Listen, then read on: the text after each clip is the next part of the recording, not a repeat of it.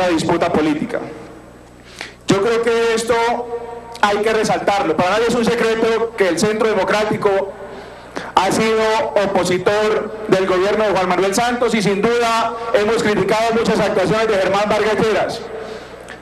Pero la Constitución hay que defenderla, hay que preservarla. Este precedente vale la pena resaltarlo. Este precedente nos va a dar a nosotros también la autoridad moral para seguir cuidando la Constitución más adelante cuando pretendan abrirle paso a la guerrilla de las FARC en el ejercicio democrático. Quería dejar la constancia del mal ejemplo que he llamado de Juan Manuel Santos en lo siguiente: el derecho de petición, tal como se encuentra contemplado en la Constitución Política, es un derecho fundamental que pretende buscar que los ciudadanos estén informados y con un tiempo máximo a quien se le pide la información. 15 días para contestar quejas, 10 días para contestar peticiones de información y 30 días para contestar consultas. El Procurador General de la Nación, cumpliendo su función de representante de la Nación y de velar de los intereses máximos, ha enviado al Presidente de la República una carta desde el 13 de marzo con 45 preguntas muy importantes relacionadas con el proceso de La Habana. Ya pasaron los 10 días, hace rato, y no hemos recibido, o no ha recibido el señor Procurador, respuesta del señor Presidente de la República. Hay que recordarle al Presidente de la República igualmente que cuando el país se enteró de la visita de Timochenko a La Habana, se estaba violando la ley 418, que entre otras cosas también tiene que rendir informes el gobierno nacional a las comisiones primera de Cámara y Senado, y no lo ha hecho. Y además, en fecha también de octubre del año pasado, el señor Procurador, como representante de la Nación, envió al Presidente de la República una carta pidiendo explicaciones al respecto porque se había violado la ley con la visita de Timochenko a La Habana. Tampoco ha cumplido. Mientras que a miles de funcionarios públicos los han sancionado permanentemente por no contestar un derecho de petición, el presidente Juan Manuel Santos nos sigue dando mal ejemplo. La carta tiene además 3 partes. Frente a los derechos de las víctimas, voy a leer simplemente algunas de ellas.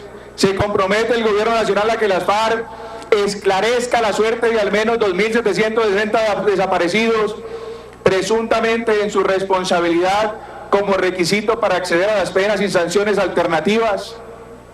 Exigirá el gobierno a las FARC para la firma de un acuerdo que reconozca en su calidad de organización victimaria. Se compromete el gobierno nacional a que en el acuerdo con las FARC ese grupo se obligue a entregar toda la riqueza ilícita acumulada por décadas para reparar a las víctimas, incluso los fondos e inversiones en el extranjero.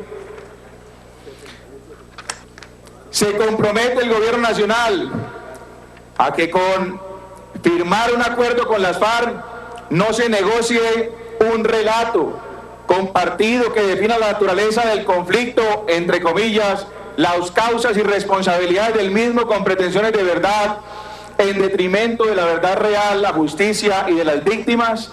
Está de acuerdo el gobierno con la narrativa que apunta a que en el país todos somos culpables de la violencia y las atrocidades perpetradas en el marco del conflicto armado.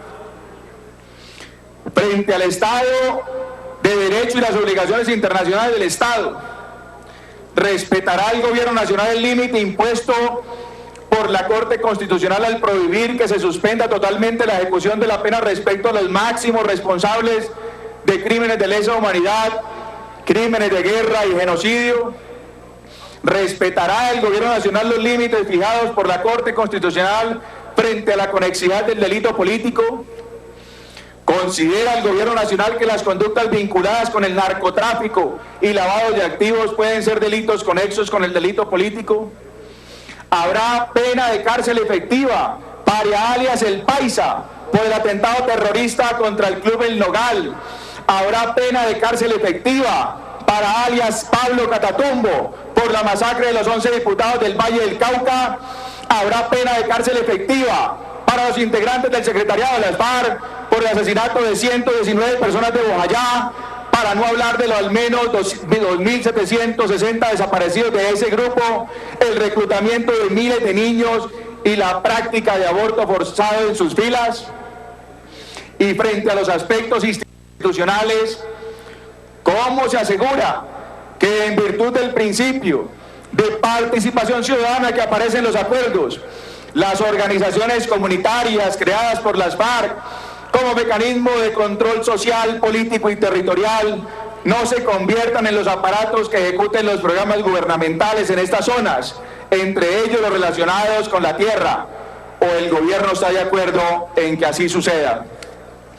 Las FARC condicionaron lo que denominan cese unilateral de hostilidades a no ser atacados por la fuerza pública. Doctor Álvaro Hernán, lleva dos intervenciones de 4 minutos. Le agradezco para poder concretar la intervención. Gracias. Se mantendrá al mismo ritmo las operaciones militares y los operativos de policía en contra de las estructuras, o disminuyó su intensidad. ¿Qué garantías exigirá el gobierno nacional para impedir el proselitismo armado de las FARC para las elecciones de 2015?